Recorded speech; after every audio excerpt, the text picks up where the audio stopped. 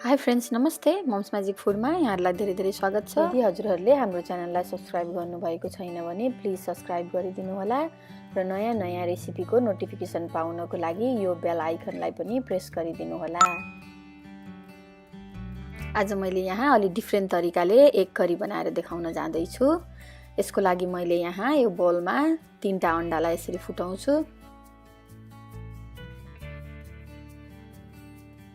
र मैले यही बोलमा स्वाद अनुसार या 1/4 सानो चम्चा नुन राखेँ र यहाँ मैले 1/4 सानो चम्चा मरिचको धुलो पनि राखेँ र यसलाई मैले राम्रोसँग यसरी मिक्स गर्छु। यसलाई राम्रोसँग चलाएर राम्रोसँग यसलाई फिट्नु होला र यो राम्रोसँग मिक्स भइसकेपछि मैले यहाँ अलि ट्रेडिसनल तरिकाले यसलाई स्टिम गर्न जाँदैछु। मैले यो एउटा सानो थाल लिएँ र यसमा मैले अलिकति तेल लगाएँ र मैले यो अघि मिक्स गरेको अन्डाको घोललाई यसमा यसरी खनाइदिएँ र मैले यसमा 1 कप जति पानी राखेर मैले यसरी पुरानो तरिकाले स्टिम गर्दैछु। तपाईसँग स्टिमर छ भने तपाईले स्टिमरमा र आफूलाई मिल्ने तरिकाले स्टिम गर्नु होला। यो पनि त्यति गाह्रो हुँदैन, स्टिमर नहुँदाखेरि यसो गर्दा सजिलो हुन्छ र यसलाई हामीले यहाँ 1 मिनेट मात्रै ढक्कन लगाएर पकाउने हो। 1 मिनेट भन्दा धेरै यसलाई पकाउनु पर्दैन र यो अन्डा रेडी पनि भइसक्यो। मैले चेक गरेँ र मैले यसलाई निकालेर यसरी काटेँ। तपाईले आफूले मनलाग्दो शेपमा काट्नु होला। मैले भने यसलाई यसरी काटेको छु र सबैलाई यसरी यो शेपमा काटेर मैले निकालेँ।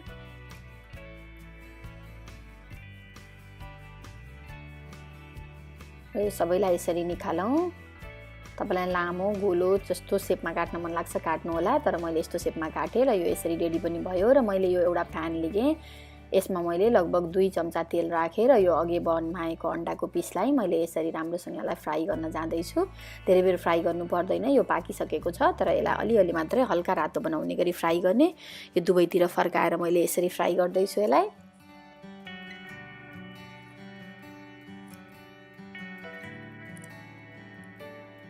र यसरी दुवैतिर फ्राई भइसकेपछि यसलाई मैले यहाँबाट निकाल्छु। यसलाई लगभग 1-1.5 मिनेट मात्र हल्का फ्राई गर्ने हो, किनभने अन्डा त अलरेडी पाकिसकेको छ। र यो प्यानमा मैले तेल नथपिकन मैले यसमा 1 सानो चम्चा जिराको दाना राखेँ।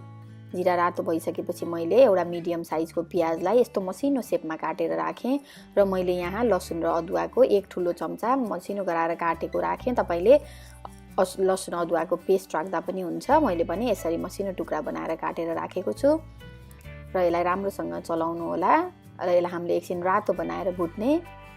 आगो मैले यति बेला हाई फ्लेममा भुटिराखेको छु। हामीले यसलाई रातो बनाउनु पर्छ एकैछिन।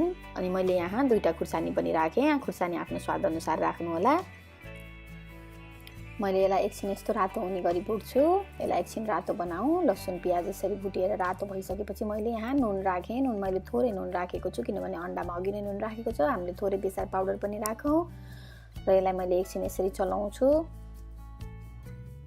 र मैले यहाँ 1 सानो चम्चा दिरा धनियाको धुलो पनि राखेँ। मैले यहाँ आधा सानो चम्चा खुर्सानीको धुलो पनि राखेँ। खुर्सानीको धुलो मन पर्दैन भने नराख्नु होला। मैले अलिकति 1/4 जति हिङ पनि राखेँ र मैले यसलाई यसरी एकछिन यो मसला भुट्छु। मैले मिडियम आगो राखेर मसला भुट्दैछु। एकछिन यो मसला भुटिसकेपछि मैले यहाँ एउटा मिडियम साइजको टमाटरलाई यसरी काटेर यो शेपमा काटेर यसरी राखेँ। मैले यो टमाटरलाई एकछिन चलाउँछु र मैले यसलाई ढक्कन लगाएर एकछिन पाक्नको लागि छोडिदिन्छु।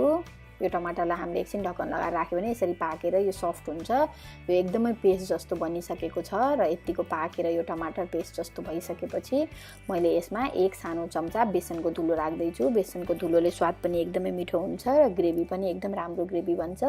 त्यही भएर मैले अलिकति बेसन पनि यसमा एड गरेको। यसलाई मैले बेसनलाई एकछिन पाक्नको लागि राम्रोसँग यसरी भुट्छु। आगो मैले मिडियम बनाएर भुटिराखेको छु र यतिको भुटिसकेपछि मैले भने अब यहाँ थोरै थोरै पानी एड गरेर यो मसलालाई चलाउँछु।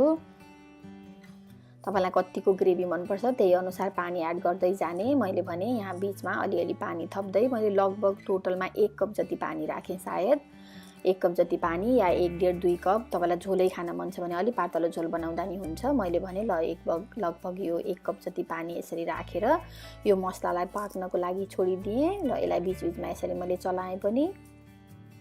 र हाम्रो ग्रेभी यो यसरी रेडी भइसक्यो र अब मैले अघि फ्राई गरेर राखेको अन्डाहरूलाई यसरी मैले यहाँ राखिदिन्छु। यो राखेपछि मैले एकछिन चलाउँछु। यो अलरेडी पाकिसकेको छ। हामीले धेरै बेर पकाउनु पर्दैन। एकैछिन यो मसलाको कोट यसमा लाग्ने गरी मात्रै एकछिन चलाउने। र यो पाकेर लगभग रेडी पनि भयो। मैले भने यसमा अलिकति हरियो धनिया र हरियो प्याजलाई यसरी मैले यहाँ गार्निसको लागि एड गरिदिन्छु र यसरी चलाउँछु मैले। चलाएपछि मैले यो ग्यास पनि बन्द गरिदिएँ। हाम्रो यो अन्डा करी पाकेर रेडी पनि भइसकेको छ। तपाईलाई अलि पातलो मनपर्छ भने पानी पनि एड गर्न सक्नुहुन्छ र यो खानको लागि रेडी भयो। यसरी नै तपाईले पनि बनाएर खानु होला र कस्तो भयो भनेर हामीलाई भन्नु होला है त साथीहरु। Thank you for watching.